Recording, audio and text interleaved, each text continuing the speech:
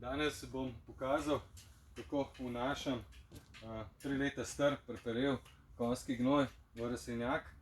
Smo v sredini novembra in zunaj na vrtu je že mokro, zemlja je mokra, v rastlinjaku pa se to dela brez težav. Če pogledamo, zemlja je sipka. Predhodno smo jo enkrat že prerahljali z ruskimi vilami.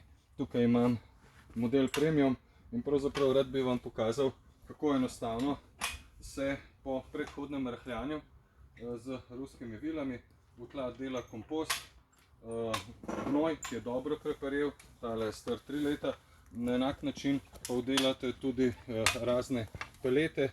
Vidimo, da postopek zelo enostavno ponavljamo. Lahko gremo tudi dvakrat čez.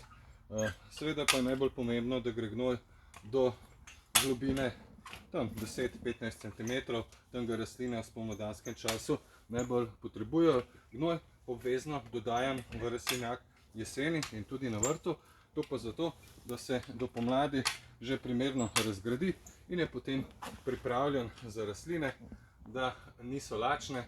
Tako pravzaprav v rastlinjaku začnem s setvami in sajenjem že v mesecu februarju.